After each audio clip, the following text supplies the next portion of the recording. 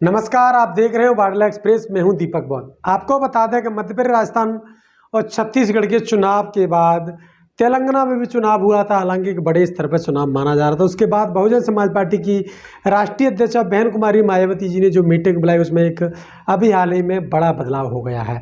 आपको बता दें कि ये गाज मध्य प्रदेश, राजस्थान, छत्तीसगढ़ में नहीं गिरी है, बल्कि ये गाज महाराष्ट्र में गिरी है। आपको बता दें कि महाराष्ट्र में एक बड़ा बदलाव हमें देखने के लिए मिला है। हालांकि बता दें, जो महाराष्ट्र के प्रदेश अध्यक्ष थे, प्रदेश स्तरीय बदलाव है। बताया जा रहा है कि बदलाव तो और भी हो सकते हैं, राजस्थान में भी हो सकता है, छत्तीसगढ़ में हो सकता है, मध्य प्रदेश में भी बदलाव हो सकता है। लेकिन ये बदलाव अभी हाल ही में महाराष्ट्र में हो गया है। महाराष्ट्र के प्रदेश अध्यक्ष संदीप ताजने, एडवोकेट संदीप ताजने को हटाकर उनको प्रदेश का उपाध्यक्ष बना दिया गया है। ये एक बड़ी खबर है। भैया आपको बता दें, बहुजन समाज पार्टी की राष्ट्रीय अध्यक्ष बहन मायावती जी और आकाश आनंद जो अभी हाल ही में उत्तराधिकारी बनाए हैं, एक बड़ा निर्णय लेते हुए यह एक जानकारी आपके बीच में मैं साझा कर रहा हूं। वीडियो को ज़्यादा से ज़्यादा शेयर करिए और चैनल को करिए सब्सक्राइब, पेज को करिए फॉलो।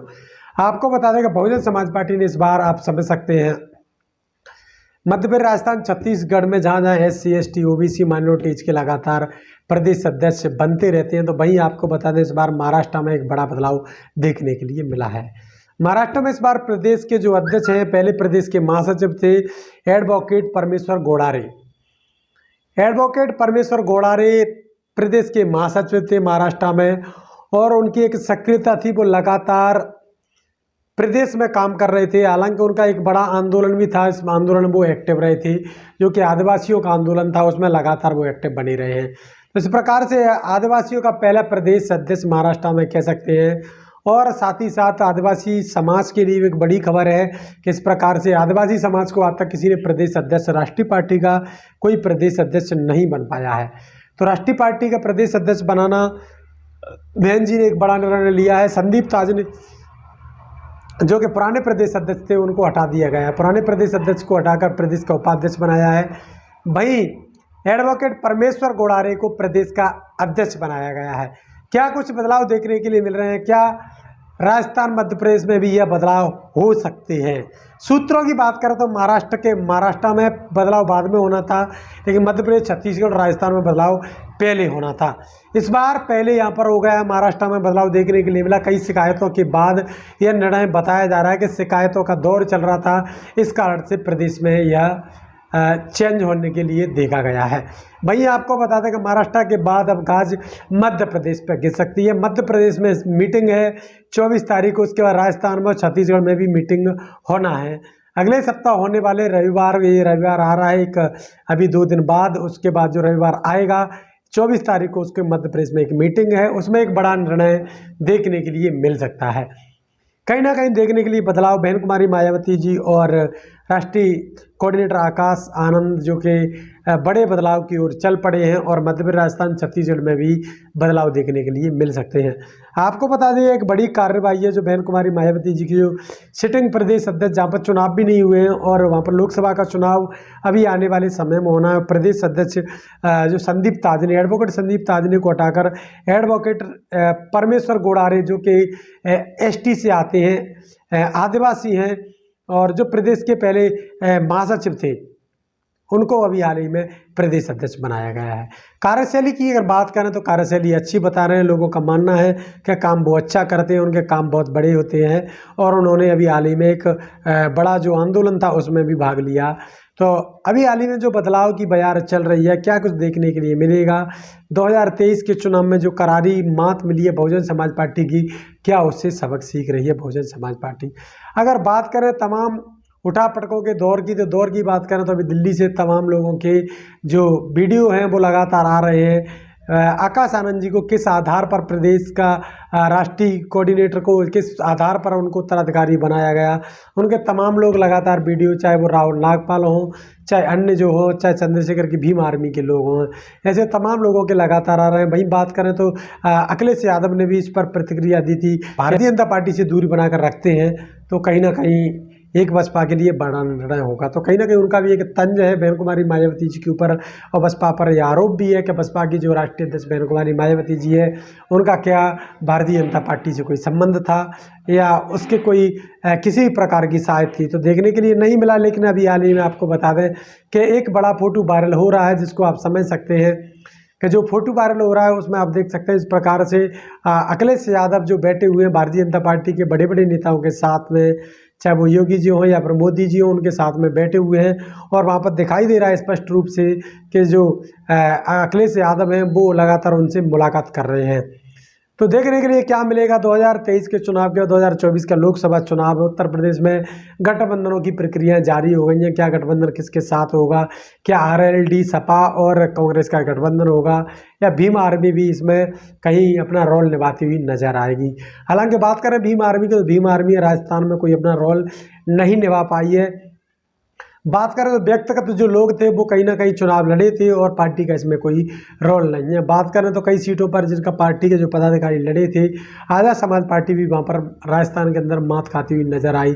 हालांकि आरएलडी और जो आज़ाद समाज पार्टी का जो गठबंधन हुआ और उसमें महज कुछ खास सीटें पर चुनाव लड़ा, उन पर भी कहीं भी सफलता देखने के लिए नहीं मिली। तो इस प्रकार से राजस्थान में जो गठबंधन फैल रहा है, वही बात करें इंडिया गठबंधन की, तो इंडिया गठबंधन मध्य प्रदेश में टूटा हुआ दिखाई दिया, राजस्थान में टूटा हुआ दिखाई दिया, छत्तीसगढ़ में भी इंडिया गठबंधन टूटा हुआ दिखाई दिया है।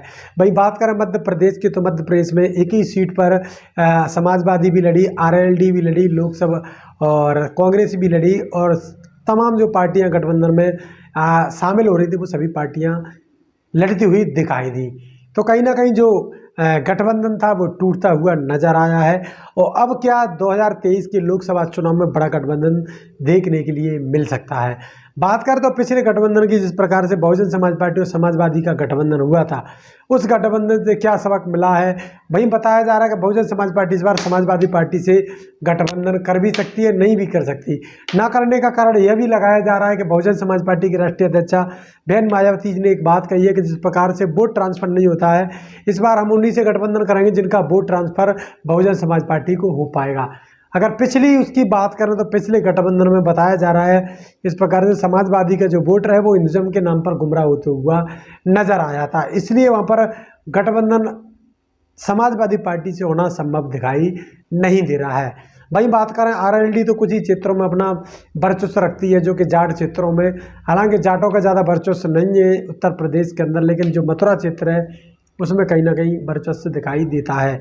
तो जाटों का जो क्षेत्र है वहाँ पर, लेकिन जाटों का भी वोट हिंदुज्म के नाम पर बीजेपी को चला जाता है। इसी प्रकार समाजवादियों का जो वोट है, जिस प्रकार से यादव समाज का जो खासकर वोट है हीर का, वो वोट भी ट्रांसफ़र हो जाता है बीजेपी के लिए। तो कहीं ना कहीं बहन कुमारी मायावती जी के अंदर एक ये सोच होगी कि हम इनसे गठबंधन क्यों करें, क्योंकि इनका वोट ही ट्रांसफर नहीं होता है। जब वोट ट्रांसफर नहीं होता तो सीट कैसे निकलेगी। उस समय अगर वोट ट्रांसफर होता तो बहुजन समाज पार्टी की सीटें कम से कम 20 से 25 सीट हो जाती थी। और जहाँ पर बात करें समाजवादी की, तो समाजवादी पार्टी भी वहाँ पर 5 सीट लेकर आई, लेकिन बसपा का जिस प्रकार से वोटर था उनका वोट तो लगातार मिला, लेकिन हिंदुज्म के नाम पर ध्रुवीकरण होकर समाजवादियों का जो वोट था, जाट समाज का जो वोट था, वो सीधा सीधा भारतीय जनता पार्टी बीजेपी को हुआ। इस प्रकार से मोदी की सरकार देश में बनी। उत्तर प्रदेश की सीटों पर बात का, उत्तर प्रदेश में एक अच्छी खासी सीट प्राप्त की उन्होंने, और उत्तर प्रदेश से जो प्रधानमंत्री का रास्ता निकलता है उसको लेकर आगे बढ़ गए थे। वहीं बात करें आरएलडी और समाजवादी पार्टी की, तो समाजवादी आरएलडी अपना गठबंधन कर सकती है। बहुजन समाज पार्टी की राष्ट्रीय अध्यक्षा का स्पेस क्लियर निर्देश है, साफ साफ उन्होंने कहा है कि हम इस बार गठबंधन उन्हीं के साथ जाएंगे अगर वो लोग अपना वोट ट्रांसफ़र करवाने में सक्षम रहते हो। अगर वोट जिनका ट्रांसफ़र नहीं होता तो उनसे गठबंधन करना कोई ज़रूरी नहीं है। इस प्रकार से तो हम अकेले चुनाव लड़ते हैं, वही हमारा बेहद खूब अच्छा रहता है। तो बहुजन समाज पार्टी की इस बार 2 सीट हैं और समाजवादी की 5 सीट थी। जिस प्रकार से गठबंधन की 15 सीटें आई थी, क्या गठबंधन का वोट ट्रांसफ़र होगा तो बसपा और समाजवादी अगर गठबंधन करते हैं आरएलडी के साथ में मिलकर, तो क्या 50 सीट प्राप्त कर पाएंगी। तो यह मुद्दा बेहद खास बन रहा है कि कहीं ना कहीं मध्य प्रदेश, राजस्थान और छत्तीसगढ़ में भी गठबंधन अगर कांग्रेस करती है, क्योंकि कांग्रेस का भी उत्तर प्रदेश में सुपड़ा साफ पहले से है ही, और राजस्थान, छत्तीसगढ़ और मध्य प्रदेश में तीनों राज्यों में भी सुपड़ा साफ कांग्रेस का हो गया है।